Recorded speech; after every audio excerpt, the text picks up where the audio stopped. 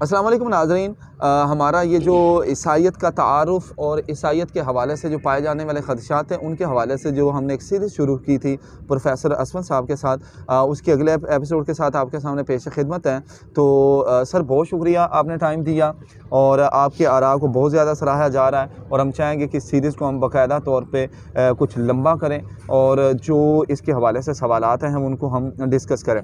जैसे पहले एपिसोड में हमने बाइबल के हवाले से भी ये आपको रिव्यू देता जाऊँ कि बाइबल जो है उसके वाले से हमने डिस्कस किया था। बाइबल्स कितनी हैं, तौरात, ज़बूर, उनको क्या बाइबल ही माना जाता है या बाइबल के अलावा मानी जाती हैं, इसके वाले से हमने डिस्कस किया था। उसके बाद बाइबल की अगले एपिसोड में हमने डिस्कस किया था कि क्या फ़िरका वारियत क्रिश्चियनिटी में, ईसाईयत में है या नहीं है, और फ़िरका वारियत के अंदर कौन सा उनका फ़िरका बड़ा है।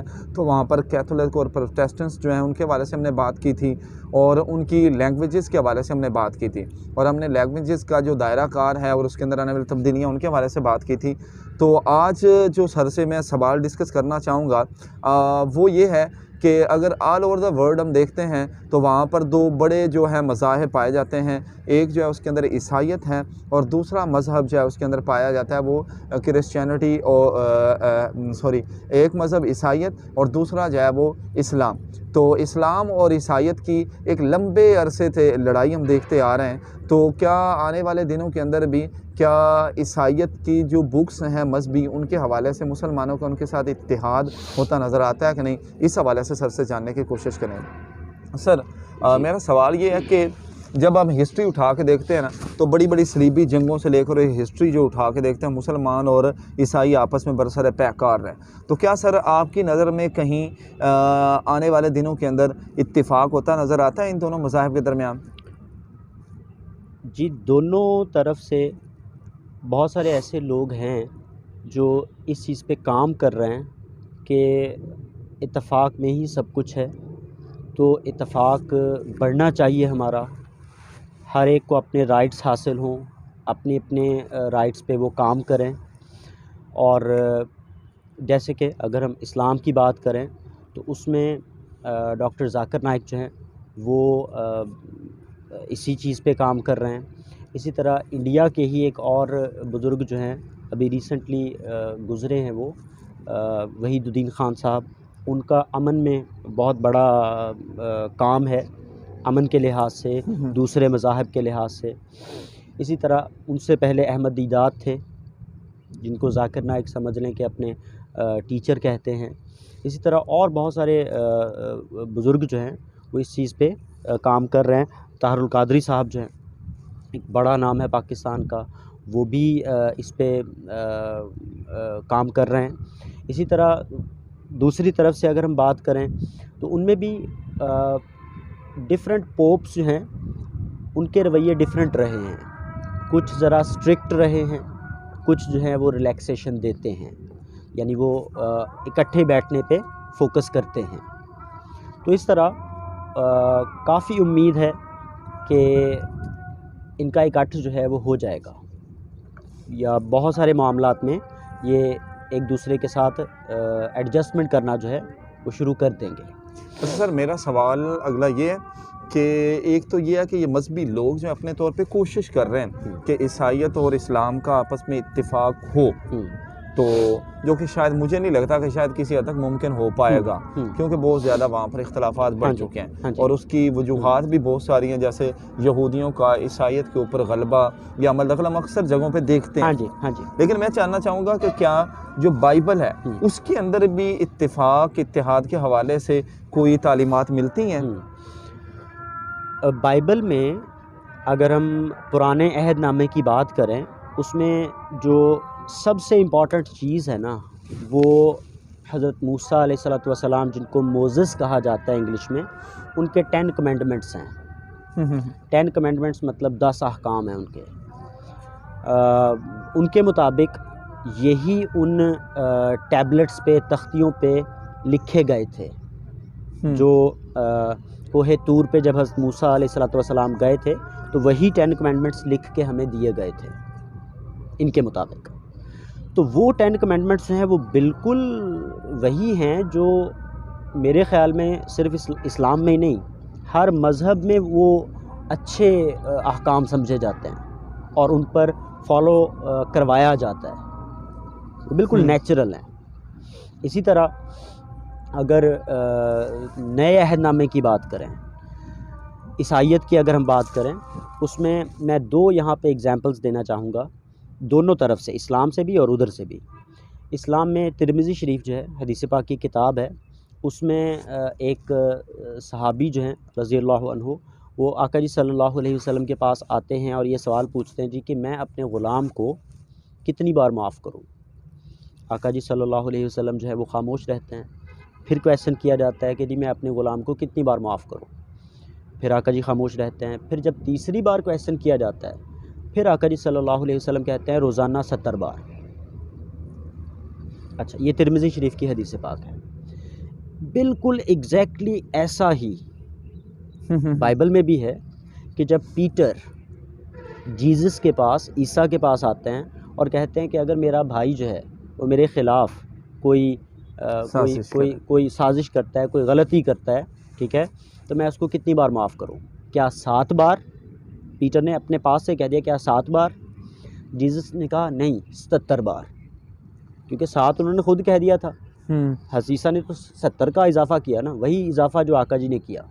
अच्छा, तो इस तरह की बहुत सारी ऐसी चीज़ें हैं जो बड़ी कॉमन है हम में और उनमें, बाइबल में ही बहुत सारी ऐसी चीज़ें, क्योंकि अच्छी चीज़ें हर मज़हब में कॉमन ही होती हैं। ये इंसानी नेचर का हिस्सा है, बिल्कुल, ठीक है। रहम दिली, झूठ नहीं बोलना, ठीक है, अदल करना है, नुकसान नहीं करना किसी का, ये हर इंसानी फितरत को पसंद है और यही अहकाम होते हैं।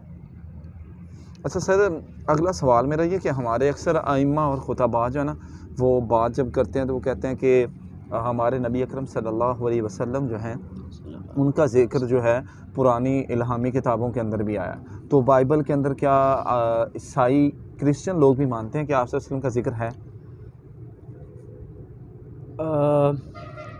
वो अब डायरेक्टली तो वो जो उनके ट्रांसलेशंस हैं उनमें डायरेक्टली तो ज़िक्र नहीं मिलता उनके मुताबिक, लेकिन बहुत सारे ऐसे इंडिकेशंस हैं जो आका जी की तरफ जो है वो इशारा करते हैं। मिसाल के तौर पर, जैसे कि मैंने अभी कहा कि जो किंग जेम्स वर्जन है, जिसको ऑथराइज्ड वर्जन कहा जाता है बाइबल का, इंग्लिश का, जिसको मोस्ट ऑथेंटिक समझ लें, माना जाता है, उसके मुताबिक, उसकी वर्डिंग के मुताबिक, क्योंकि वर्डिंग बड़ी मैटर करती है, उसकी वर्डिंग के मुताबिक यूहन्ना यानी जॉन जब लोगों के पास आते हैं, यहूदियों के पास, ठीक है, फैरिसीज़ के पास, तो यहूदी जो हैं उनसे क्वेश्चन करते हैं कि क्या आप इलाइजा हैं, इलियास हैं? वो कहते हैं नहीं, मैं इलियास नहीं हूँ। फिर यहूदी उनसे क्वेश्चन करते हैं कि क्या आप मसीह हैं? वो कहते हैं नहीं, मैं मसीह नहीं हूँ। फिर वो क्वेश्चन करते हैं कि क्या आप द प्रॉफिट हैं? वो कहते हैं मैं द प्रॉफिट भी नहीं हूँ। अच्छा, अब मेरी थिंकिंग ये है कि उन्होंने द प्रॉफिट का क्वेश्चन इसलिए किया क्योंकि उनको पता था कि किसी प्रॉफिट ने आना है।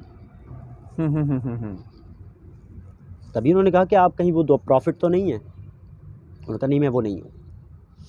मेरा ये मानना है कि यहाँ पर द प्रॉफिट से मुराद जो हैं वो हमारे आका जी सल्लल्लाहु अलैहि वसल्लम है।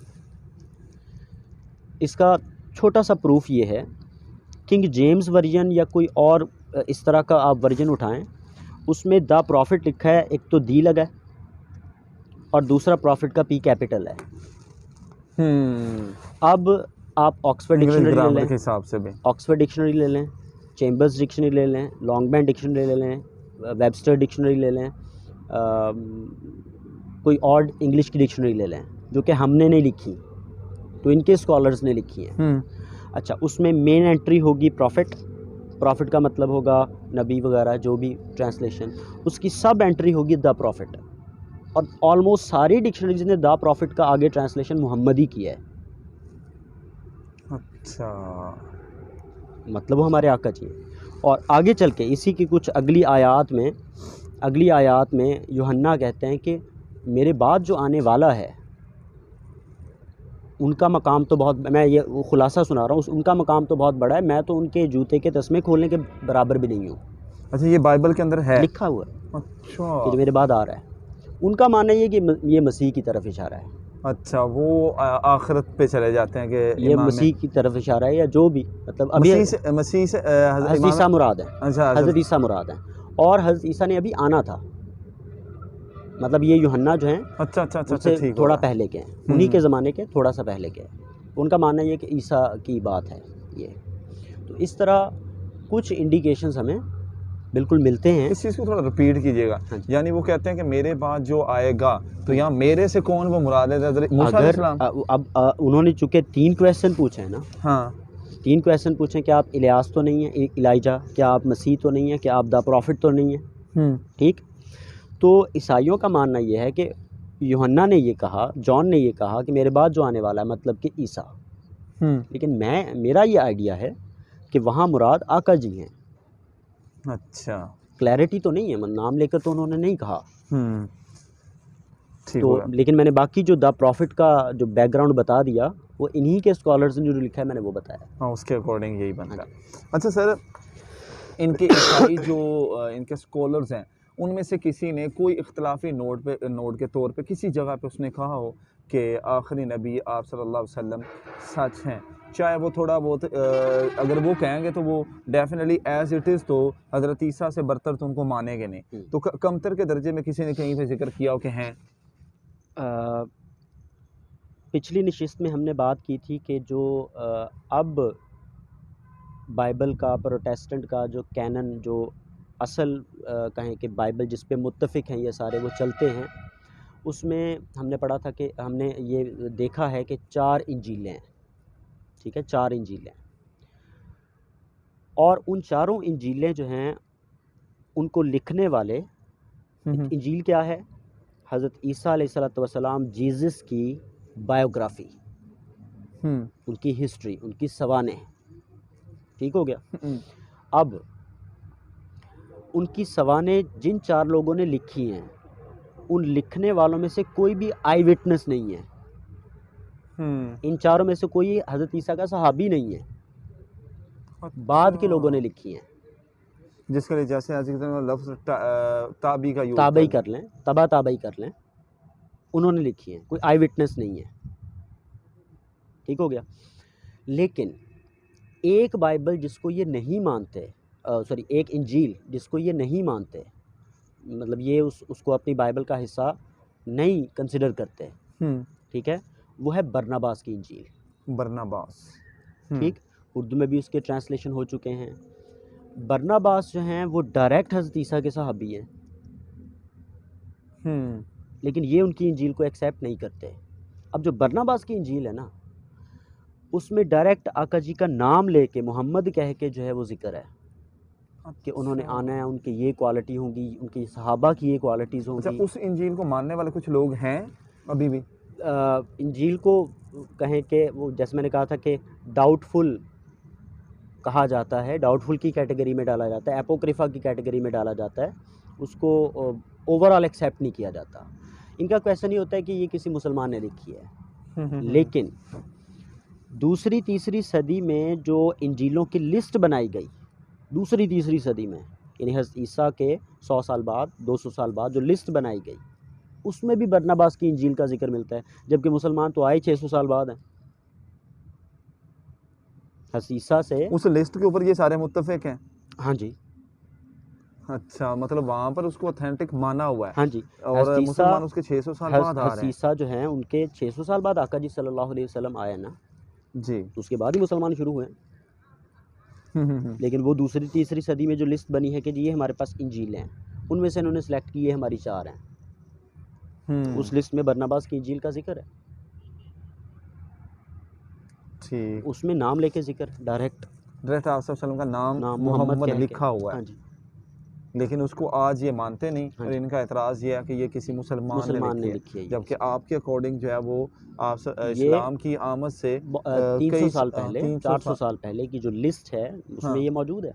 तो लिस्ट अब इनकी किसी इंजील या किसी एक मुकद्दस किताब के अंदर वो लिस्ट मौजूद है अभी नहीं, वो भी? किताब में तो मौजूद नहीं है, वो हिस्टोरिकल डेटा में मौजूद है। Historical data. अच्छा, उसका जो तरतीब देने वाला मुरत्तिब या जिसने वो अब वो लिखी, इन्हीं के स्कॉलर हैं। इन्हीं के स्कॉलर्स वो हैं। मतलब कोई मुसलमान या कोई इस तरह के नहीं, वो मतलब जिस तरह हमारे यहाँ भी हदीसों की किताब मुरतब की गई और उस पे काम हुआ, इसी तरह बड़े बड़े स्कॉलर्स ने काम किया। इनके भी जो स्कॉलर्स हैं उन्होंने इसी तरह इकट्ठा किया उनको और तरतीब दिया और लिस्ट बनाई और सारा कुछ इसी तरह ही। तो वो बड़े बड़े स्कॉलर्स हैं।